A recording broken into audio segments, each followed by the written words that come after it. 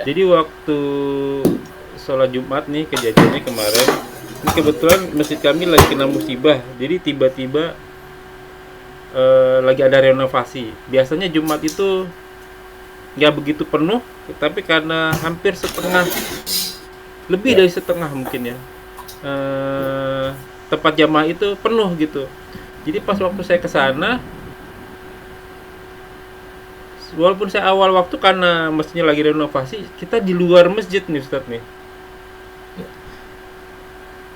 Kan nggak ada tahiyat masjid kan kalau di luar masjid ya kan. Ada orang lain Ya. pada sholat tahiyat masjid. Saya bilang, wah, tar dulu nih, saya belum tahu ilmunya. Setahu saya sholat tahiyat masjid itu posisinya di dalam, bukan Ya. di luar masjid gitu. Benar nggak tuh Ustaz? Kan kita waktu itu pernah bahas tentang bahwa sholatlah pada waktunya. Bunyi hadisnya seperti itu kan, bukan sholatlah Sholat. di awal waktu begitu ya kan. Ya. Sholat tuh di waktu, bukan awal waktu. Betul. Gak ada tuh awal waktu. Iya.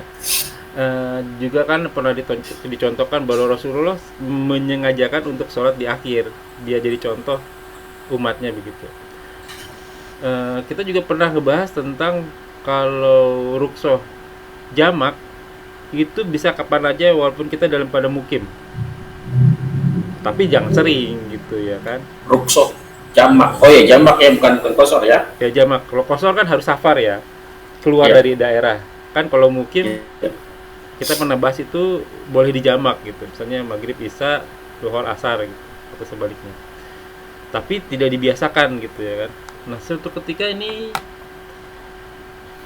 boleh nggak ya Ustadz ya? Sebenarnya sih bisa nih kita berhenti dulu ke masjid gitu untuk sholat. Kan maghrib kan sempit nih waktunya untuk sholat maghrib. Tapi tentu kita akan kena macet berkepanjangan gitu. Apa sebaiknya kita udah jalan aja deh, nanti kita jamak aja maghribnya di waktu isya gitu. Boleh nggak begitu tuh Ustadz? Tadi Ustadz bilang Rasulullah tidak ada badai, tidak ada gempa, tidak ada hujan, udah aman-aman aja gitu. Berarti lagi lapang tuh Rasulullah Ustadz ya. Iya. Tapi Rasulullah menyengajakan dijamak begitu. Dan Iya. itu juga nggak sering kan, memang supaya ada contoh aja dari Rasul begitu ya. Iya. Oh, Masya Allah. Baru saya mau jawab tadi, nggak sering.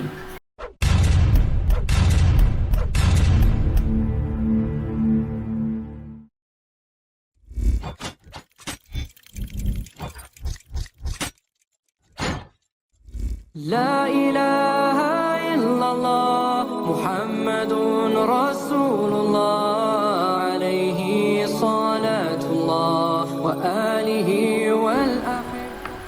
Assalamualaikum warahmatullahi wabarakatuh. Bismillahi walhamdulillahi wassalatu wassalamu ala rasulillahi ala nabiyina Muhammadin wa ala alihi wa sahbihi wa ala ila yaumil qiyamah wa la hawla wa la quwwata illa billah. A'udzubillahi minasyaitonir rajim min hamzi wa nafthihi wa nafsihi. Bismillahirrahmanirrahim. Walladzi arsala rasulahu bil huda wa dinil haqq liyudhhirahu 'ala dini kulli walau karihal musyrikun. Alhamdulillah nahmadu wa nasta'inu wa nastaghfiru wa na'udzu billahi min shururi anfusina wa sayyiati a'malina may yahdihillahu fala mudilla lahu wa may yudhlil fala hadiya lahu. Asyhadu an la ilaha illallah wa asyhadu anna Muhammadan abduhu wa rasuluh. La nabiyya ba'dah. Rabbi shrah li sadri wa yassir li amri wahlul 'uqdatam min lisani yafqahu qawli. Amma ba'du. Alhamdulillah rabbil alamin, rabbis samawati wal ardh. Dan kita yakni Allah Subhanahu wa taala, penguasa langit dan bumi beserta isinya, yang senantiasa memberikan nikmat iman, nikmat Islam, nikmat panjang umur, nikmat sehat walafiat, nikmat beribadah, nikmat talibul ilmi, nikmat memiliki saudara seiman, serta nikmat mendapatkan waktu-waktu yang potensial. Salah satunya kita mesti beri kesempatan untuk kita kajian kali ini. Salawat serta salam tak lupa kita haturkan kepada junjungan kita, suri tauladan kita, nabina wa habibina Muhammad sallallahu alaihi wasallam. Ya, yakum, seperti biasa kita bertemu lagi di channel Milenium Mengaji, kerja dengan kajian hadis online, membahas kitab Bulughul Maram karya Al-Hafiz Ibnu Hajar Asqalani. Sudah masuk ke nomor hadis 474. Tamam, kita masih dipandu oleh Al-Mukarram oleh Ustaz Ali Hafizullah. Alhamdulillah telah hadir di antara kita. Semoga beliau diberi kesehatan, diberi kekuatan, diberi kemudahan rezeki, dan dimudahkan segala urusan. Selanjutnya mari sama-sama kita simak kajian kita kali ini. Bila ada pertanyaan biar ditanyakan di dalam kolom komentar, dan insya Allah akan ditanyakan dan dijawab pada kesempatan waktu yang tepat. Semoga berguna bagi Wahnufillah selaku penuntut ilmu, wabil khusus an al-fakir, dan tanpa banyak kata untuk waktu dan tepat kepada Gurunda. Tafadhol maskuro. Assalamualaikum warahmatullahi wabarakatuh. A'udzu billahi minasyaitonir rajim. Min hamzihi wa nafthihi wa nafthihi.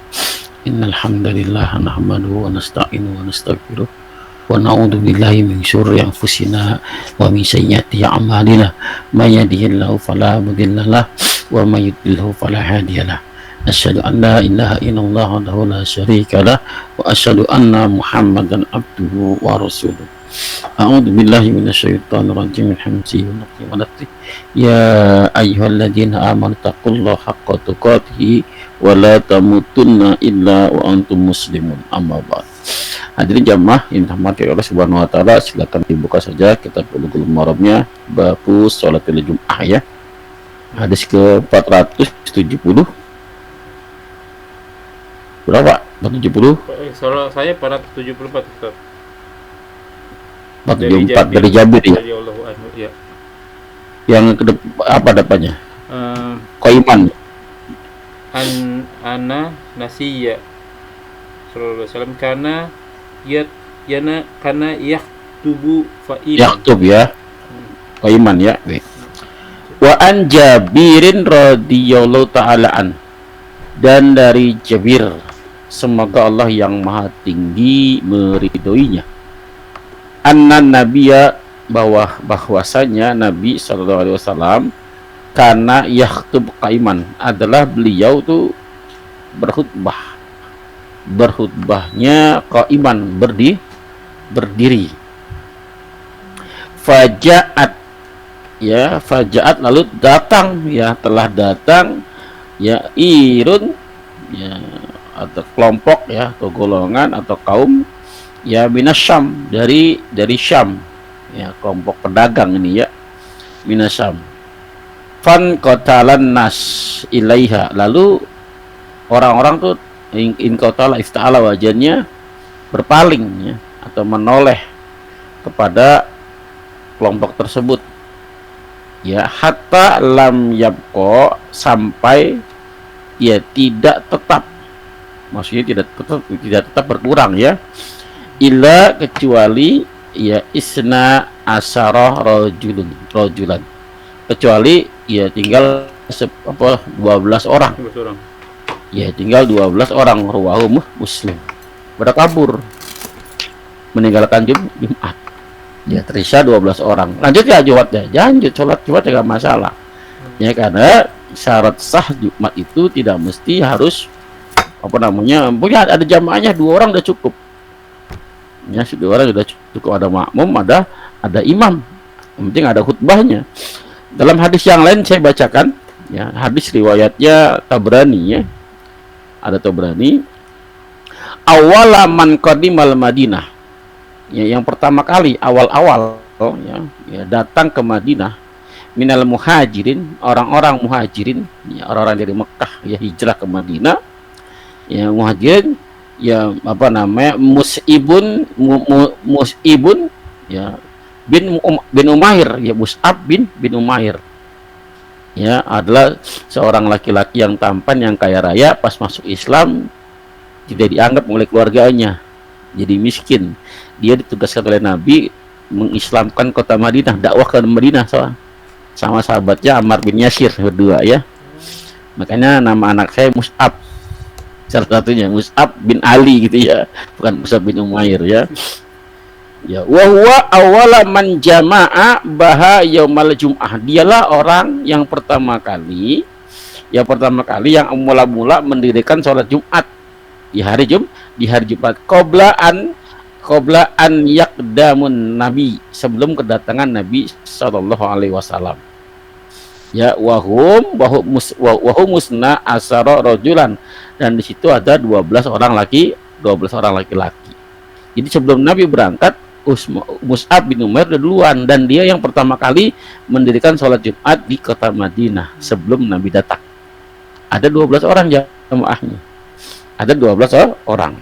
Yang lain, hadis riwayat masih Tabrani. Al Jum'atu wajibatun ala kulli qaryah. Jumat itu maksud sholat Jumat itu wajib ya bagi ya tiap-tiap kota, tiap-tiap penduduk ya, kampung atau penduduk ya. Ala kulli qaryah fiha padanya ya imamun, padanya ada seorang imam. Wa in lam yakunu, dan jika tidak terjadi, mestinya penduduknya itu gak banyak gitu ya, tidak terjadi illa kecuali arba'atan, kecuali hanya empat orang saja. Ya, hadis riwayat Tabrani. 4 orang selama ada imam, ada khotibnya, maka sah sholat Jumatnya. Ya, kemarin kondisi Covid ya, di rumah sholat Jumat, kerjakan di rumah, bapaknya menjadi imam sekaligus khotibnya khutbah ya. Ya, anak atau istrinya menjadi jamaah, menjadi makmumnya, sah sholat Jumatnya. Jelas Bapak Ibu sekalian, masih banyak sih hadisnya. Ya masih banyak hadisnya, ada yang kurang dari 50, ada yang hadis riwayat Abu Daud ini banyak ya. 8 orang, ya 40 orang ya, 40 orang, banyak hadisnya. Jadi yang dipakai oleh Imam Syafi'i adalah 41 orang. Ya. 40 jamaahnya, imamnya 1 orang. Jelas? Silakan kalau mau bertanya. Kalau Lanjut. dari hadis ini yang nomor 474 ini Ustaz, saya teringat itu surat Al-Jum'ah ayat 11. Benar nggak tuh? Itu asbabun nuzulnya dari Al-Quran ya? Ya harus cek lagi, saya ngecek Qurannya kan. Ya. Kalau artinya Bismillahirrahmanirrahim. Dan apabila mereka melihat perniagaan atau permainan, mereka bubar untuk menuju kepadanya, dan mereka tinggalkan kamu sedang berdiri berkhutbah. Katakanlah apa yang ada di sisi Allah lebih baik daripada permainan dan perniagaan, dan betul. rezeki. Ya, kalau dari teksnya itu kemungkinan ini asbabun nuzul, tinggal 12 orang tadi pada pergi meninggalkan para pedagang ya, pedagang dari Syam. Ya. Jadi Rasulullah lagi khutbah Jumat, terus datang orang dari Syam lewat gitu, atau mungkin orang jual sebubar gitu Ustaz. Bubar, tinggal 12 orang. Enggak negor, jangan pergi nih, saya lagi khutbah, atau gimana tuh? Iya, harusnya kan Nabi nggak negur karena mungkin belum paham kan, belum ada turun wahyu kan. Nah, maka yang hadis pertama itu yang dari Abdullah bin Umar tuh, yang di atas tuh, Abdullah bin Umar meriwayatkan kan dari Abu Hurairah ya, Rasul melaknat karena ada kejadian. Ya, ada kejadiannya, maka berhentilah kalian dari meninggalkan Jumat. Itu ada yang atas tuh ya. Berhentilah kalian meninggalkan Jumat. Ya. Lanjut. Masih ada? Wa an Ibnu Umar, dan dari Ibnu Umar radhiyallahu anhuma, semoga Allah meridai keduanya. Qala, dia telah berkata, qala Rasulullah, telah bersabda Rasulullah sallallahu alaihi wasallam, man adroka, siapa saja yang telah mendapatkan ya, fi'il madhi ya, telah mendapatkan rakaatan min salatil Jum'ah, 1 rakaat dari salat Jumat, wa ghairiha, dan selainnya, fal yusif ilaiha ukhra, maka hendaklah melengkapi kekurangannya, sempurnakan kekurangannya, tambah 1 rakaat, tambah kekurangannya. Ya waqat tamat salatu, maka sungguh telah sempurnalah salatnya. Ya rahu Nasa'i wa Ibnu Majah, dikeluarkannya oleh Imam Nasa'i dan Ibnu Majah, wa Daruqutni wa lafdullahu, dan lafaz ini bagi Daruqutni, wa isnaduhu sahihun, sanadnya sahih, walakin akan tetapi ya Qawa Abu Hatim mengatakan hadis ini irsalahu, memursalkannya. Apa itu mursal? Hadis mursal adalah hadis yang termasuk hadis dhaif ya, kalau mursal itu ya. Hadis mursal adalah hadis yang diriwayatkan oleh tabi'in. Hadis yang diriwayatkan oleh tabi'in tanpa melalui jalur sahabat. Dia loncat satu jalur ya, langsung ke Nabi. Ya, tabi'in berkata telah bersabda Nabi, nggak mungkin kan gitu. Jadi kalau ada tabi'in berkata dia dapat dari Nabi, maka itulah hadis mursal. Ya, hadis mursal itu hadis dhaif secara sanad ya. Sama mana tuh Pak? Iya, tadi yang di hadis nomor 475 kan hadisnya mursal ya Ustaz. Jadi lompat dari tabiin ke Rasulullah gitu. Tapi ini perawinya dari Ibnu Umar. Ya, Ibnu kenapa? Umar berarti di tabiin berarti Ibnu Umar Ustaz. Ya, ini termasuk tabiin maksudnya. Jadi banyak masuk Jabir sahabat, kemudian masuk ke tabiin masuk dia. Jadi pintu masuk ya Ibnu Umar itu ya. Karena anak Umar bin Khattab dia. Iya. Iya, oke. Ya. Oh. Terus? Jadi Ibnu Umar masuk di area tabiin ya. Dua itu, sahabat. tabiin dan sahabat. Dia sahabat juga, dia juga masih hidup di zaman tabiin. Iya kan, Ibnu Umar itu hidup di zaman Rasulullah juga ya Ustaz ya, tapi masih kecil. Iya, masih kecil. Makanya kalau orang kecil kan kesaksiannya kurang diterima ya. Iya, oke, betul. Berarti dia masuknya ke tabiin ya. Sah. Ada lagi? Ustaz, mantap.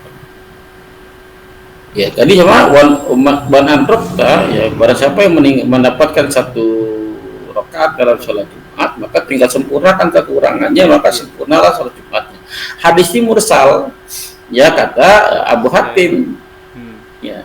Tapi ada hadis yang menguatkan, ya, menguatnya itu hadis bisa dicek Bulughul Maram nomor hadis 445.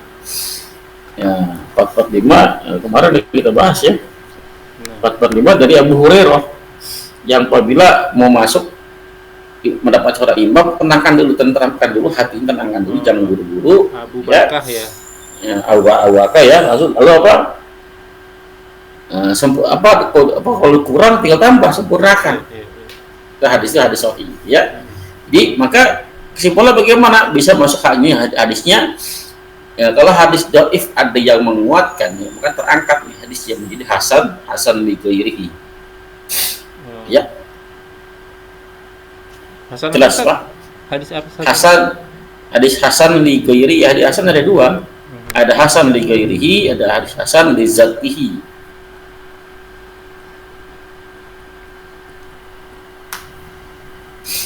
Kalau hadis Hasan ligorihi dari mursal terangkat karena ada hadis Hasan gitu Ustaz.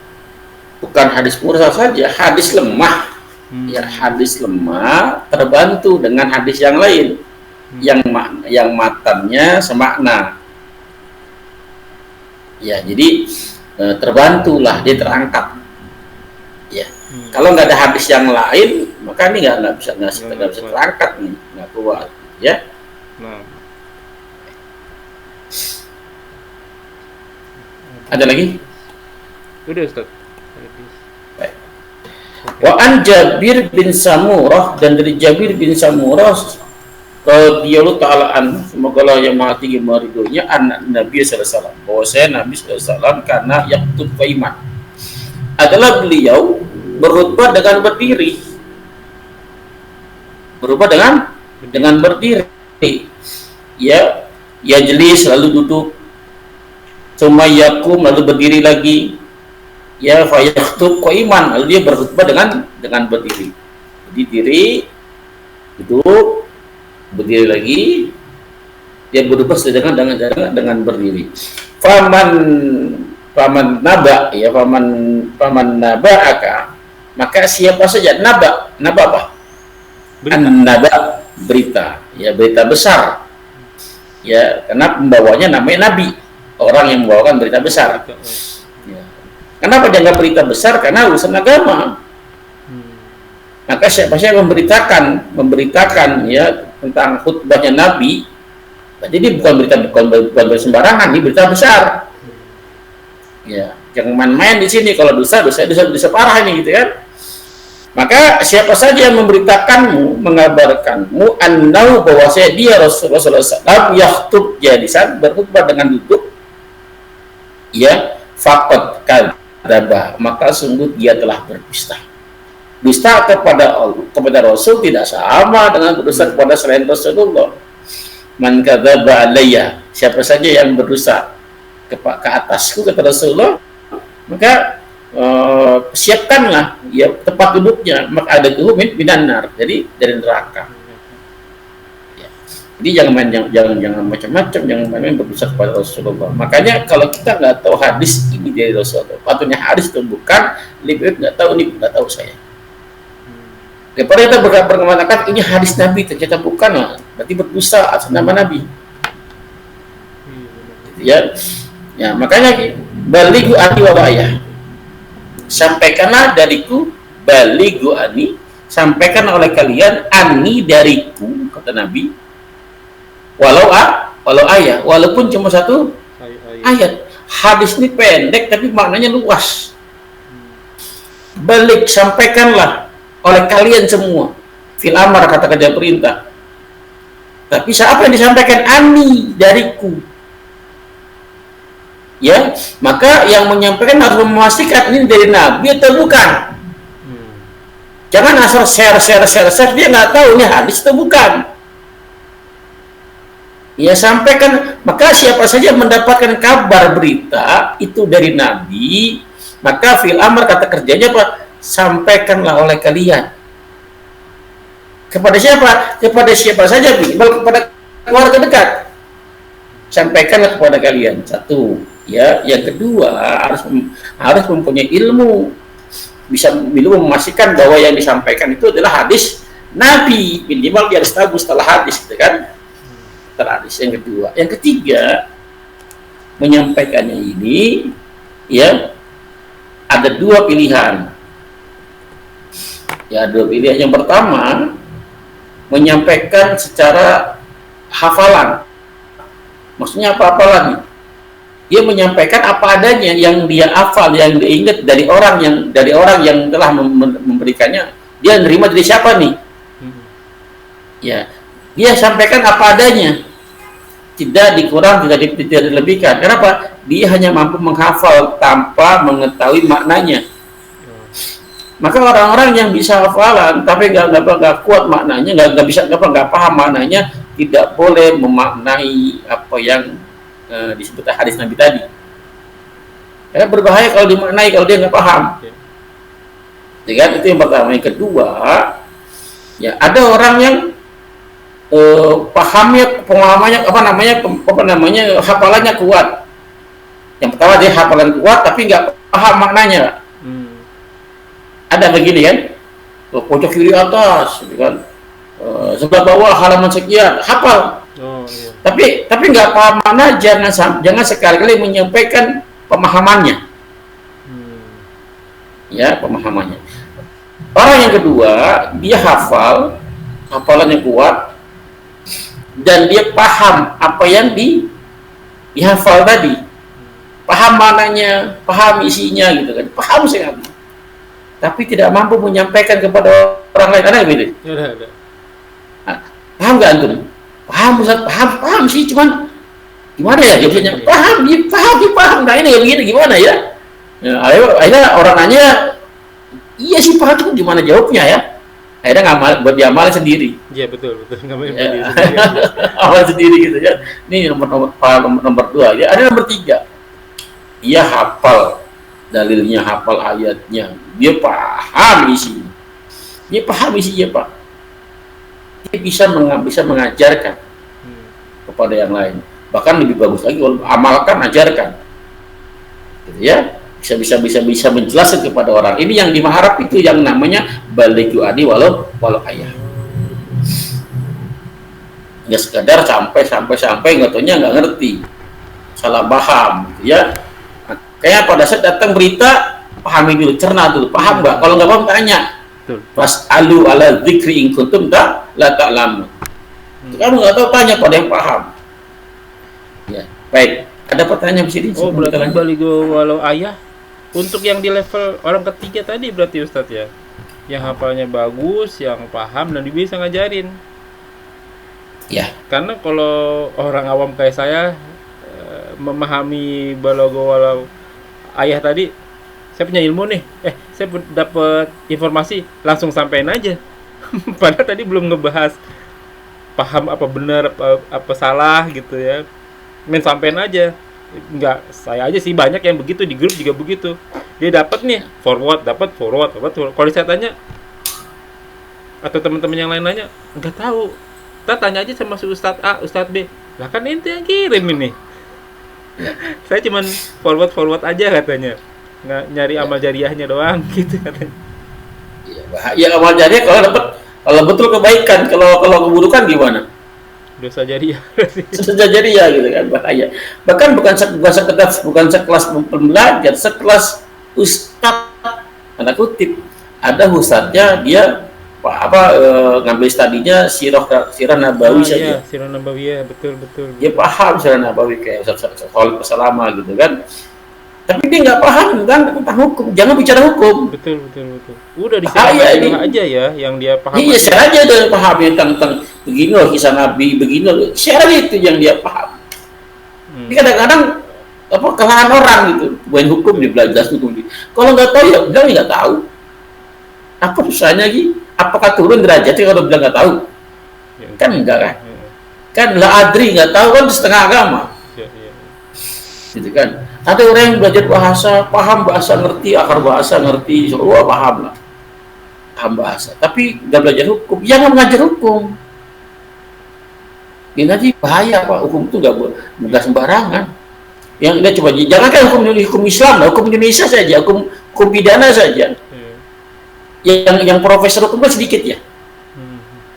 Yang master hukum banyak. Ya yang sarjana hukum, master MH, ya dokter hukum dikit kan. Profesor lebih dikit lagi itu ya. Nah, sedikit lagi. Makanya nggak boleh sembarangan apalagi masalah agama. Iya. Kemarin saya ini Ustadz agak kaget gitu. Adalah salah satu ikut kajian. Dia ngebahas tentang fikih ini. Kalau nggak salah fikih arba'in, 40 hadis gitu ya kan. An-Nawawi. Imam Nawawi. Saya pikir ya dia tentu tahu dong asbabun nurutnya gitu ya kan. Tapi waktu ada salah satu peserta nanya, dia sendiri bilang kalau pastinya saya nggak tahu gitu. Nah, tapi kalau pastinya nggak tahu kenapa bahas tentang hadis gitu ya kan. Saya langsung kaget tuh di situ tuh. Loh, berarti yang kemarin menurut saya dipastikan berarti dia belum pasti apa yang disampaikan. Karena dia bukan pakar di bidang itu gitu. Makanya kalau saya sekarang misalnya ya ada ustadz yang tentang sirah nabawiyah, ya udah saya ambil dia tentang cerita sirah nabawiyahnya aja gitu. Nah, kayak misalnya kalau fikih misalnya saya mau ustadz gitu ya kan. Kalau saya tanya dalam juga tahu maknanya ya kan, sama kayak misalnya kayak ke ustadz yang sirah nabawiyah, saya tanya dalam dia tahu tuh tentang siapa yang berperang, siapa panglimanya gitu-gitu ya kan. Betul gitu Ustadz ya, harus milah ini berarti ya. Betul Pak, nggak boleh main-main dalam masalah agama itu ya. Kenapa masalah hukum Pak? Pada siapa yang menghalalkan yang Allah haramkan pasti di neraka. Atau mengharamkan apa yang Allah halalkan, bahaya. Nah kan begini nih Ustaz, terkadang nih waktu itu ya di bulan Ramadan kita yang panitia tuh kena giliran nih Ustaz, kena giliran ceramah gitu, atau kena giliran kajian subuh misalnya begitu ya. Mungkin misalnya ya masjidnya misalnya kurang dana nih, ya udah panitianya atau DKM-nya yang jadi penceramah gitu biar isi kajian gitu ya. Jadi kalau misalnya saya ditanya begitu, oke, saya boleh, tapi saya cerita sirah nabawiyah ya. Jangan tanya hukum. Kalau perlu jangan tanya jawab. Karena saya bukan pakar di bidang itu gitu ya.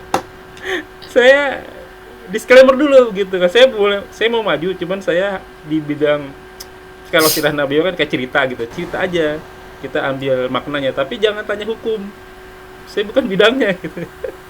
Seperti itu Ustaz. Ya. Kayak kemarin juga saya ditanyakan tentang hadis bacaan dua antara doa di antara dua sujud ya. Rabbi firli apa bacaan atau baca gimana? Gimana Ustaz? Rabbi firli warhamni. Di antara dua sujud ya. Rabbi firli. Ada lagi yang lain. Ada lagi yang lain. Terus ya kan Rabbi firli hadisnya sahih. Ya udah saya tahu aja yang sahih pakai yang itu kan nggak salah gitu. Iya. Dan saya pakai itu. Ah, Ada yang bertanya di jamaah KO, saya baca ini Ustaz, yang warhamni wa juburni wa zubni iya, wa iya, dini sampai selesai itu kan. Baca itu Ustaz. Ya, saya bilang kalau bilang hadis, saya bilang hadis itu gimana Bu? Masa, tapi kan ada yang mengamalkan, ada Ustaz yang iya, iya, ya, apa kalau beliau sama Ustaz itu nggak masalah. Saya bicara hukum gitu kan. Kalau saya bilang hadis itu, tapi saya bisa buktikan di mana kedaifannya. iya.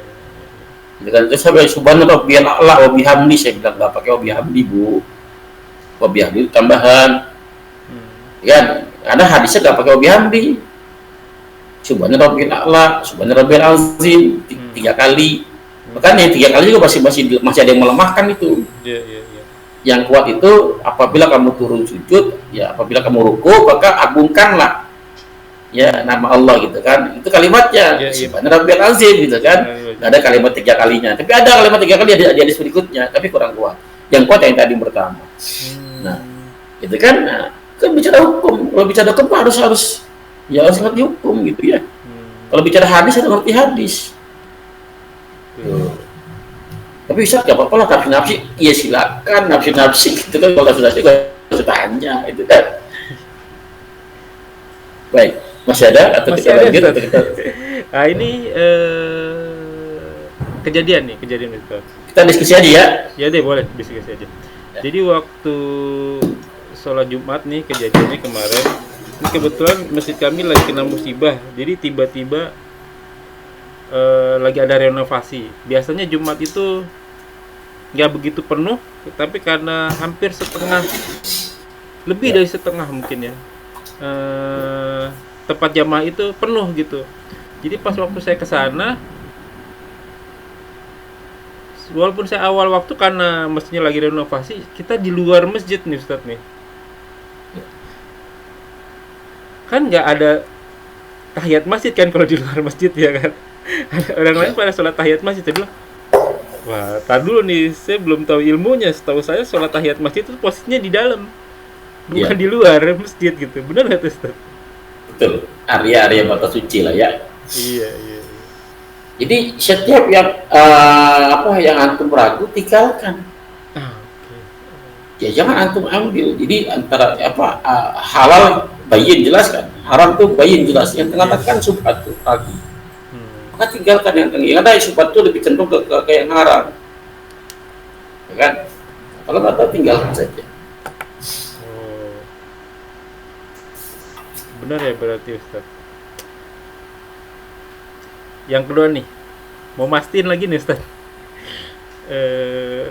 Kan kita waktu itu pernah bahas tentang bahwa sholatlah pada waktunya. Bunyi hadisnya seperti itu kan, bukan sholatlah Sholat di awal waktu begitu ya kan. sholat tuh lil waktu, bukan awal waktu. Betul. Nggak ada tuh awal waktu. Iya. Juga kan pernah dicontohkan bahwa Rasulullah menyengajakan untuk sholat di akhir. Dia jadi contoh umatnya begitu. Kita juga pernah ngebahas tentang kalau ruksoh jamak itu bisa kapan aja walaupun kita dalam pada mukim. Tapi jangan sering gitu ya kan. Ruksoh jamak. Oh ya jamak ya, bukan kosor ya. Ya jamak. Kalau kosor kan harus safar ya. Keluar dari daerah. Kan kalau mukim kita pernah bahas itu boleh dijamak gitu. Misalnya maghrib isya, zuhur asar gitu, atau sebaliknya. Tapi tidak dibiasakan gitu ya kan. Nah suatu ketika ini boleh nggak ya Ustadz ya? Sebenarnya sih bisa nih kita berhenti dulu ke masjid gitu untuk sholat. Kan maghrib kan sempit nih waktunya untuk sholat maghrib. Tapi tentu kita akan kena macet berkepanjangan gitu. Apa sebaiknya kita udah jalan aja deh, nanti kita jamak aja maghribnya di waktu isya gitu. Boleh nggak begitu tuh Ustaz? Boleh Pak. Boleh. Nabi pernah ditanya sama Ibnu Umar, saya lupa ya apa Ibnu Umar atau Umar bin Khattab ya, antara dua itu ya. Ya Rasul, kenapa engkau menjamak ya? Betul. Nah, menjamak sholat. Ya. Kenapa? Kan nggak kondisi genting, tidak dalam keadaan takut, nggak ada bahaya juga gitu kan, nggak ada badai, nggak ada wujud. Artinya tenang saja. Apa kata Rasulullah? Biar tidak memberatkan umat. Itu jadi dia paham, karena asal muasal sholat itu 2 rakaat. Asal-masal itu asal maghrib ya. Ya, ya, Maksud. ya. Jadi artinya ada kaidah gini Pak. Ya, apabila lapang urusan menjadi sempit. Apabila sempit urusan menjadi lapang. Paham nggak? Kurang. Apabila lapang, antum lapang dua waktunya, nggak ada kegiatan, maka urusan menjadi sempit. Sholat, Ya, ya, ya. jangan ditunda-tunda tuh, karena Betul, lapang betul. usia antum, nggak ada kegiatan, gerakan sholat. Ya, maka karena kondisi itu lapang. Sebalik kalau kondisi sempit, Oke. urusan menjadi lapang. Oh, oke, oke. Tapi dengan catatan kita memang tidak terbiasa di waktu lapang bersempit-sempit ya. Iya, ya. Kalau tahu lah Iya, kondisi betul. kita lo tahu. Gitu. Jadi kalau memang waktunya kita nggak ngapa-ngapain ya udah sholat aja di awal waktu. Sholat ya Allah. Tapi kalau misalnya mepet waktu ya kan, waduh, ntar nggak kekejar ya Allah Maha Tahu lah. Kita juga kan nggak mau begitu gitu. Berarti boleh gitu. Konfirmasi lagi nih, biar naber, biar tebal gitu. Tadi Ustadz bilang Rasulullah tidak ada badai, tidak ada gempa, tidak ada hujan, udah aman-aman aja gitu. Berarti lagi lapang tuh Rasulullah Ustadz ya. Iya. Tapi Rasulullah menyengajakan dijamak begitu. Iya. Dan itu juga nggak sering kan, memang supaya ada contoh aja dari Rasul begitu ya. Iya. Oh, Masya Allah. Baru saya mau jawab tadi, nggak sering. Contoh doang gitu kan. Iya, iya, sahabat. Iya nyatain, tapi nggak pernah sering-sering jamak kan. Iya, iya, iya. Oke, mungkin sampai di situ aja Ustadz. Baik. Biasa mau jemput anak dulu soalnya. Alhamdulillah, jazakumullahu. Semoga apa yang kita bahas menjadi ladang amal buat kita. Semoga majelis ini diberkahi. Semoga apa yang kita kerjakan dan yang akan kita kerjakan diterima oleh Allah Subhanahu wa taala dan menjadi ladang amal teman kita di akhirat kelak. Mengikuti firman Allah, wa qul haq min rabbikum faman syaa'a falyu'min wa man syaa'a falyakfur. Barang siapa yang ingin beriman silakan beriman, barang siapa yang ingin kafir silakan kafir. Semua akan diberi tanggung jawabnya, semua ada expired date-nya, ada masa berlakunya. Kuluman aliyafan, semua akan binasa. Dan sabda Rasul kita, umur umatku tidak jauh antara 60 sampai 70 tahun saja hisab pada diri kita sebelum kita dihisab olehnya. Semoga segala kesalahan kita dimaafkan, diampuni dan diganti pahala yang berlipat-lipat ganda dengan kemahamurahannya. Wallahu a'lam bishawab. Kita tutup dengan kafaratul majlis. Subhanakallahumma wa bihamdika asyhadu an la ilaha illa anta astaghfiruka wa atubu ilaik. Wa akhiru da'wana walhamdulillahirabbil alamin wa billahi taufiq wal hidayah. Wassalamualaikum warahmatullahi wabarakatuh. Waalaikumsalam. Syukur jazakallahu khair Ustaz. Waalaikumsalam. Izin live Ustaz. Assalamualaikum. La ilaha illallah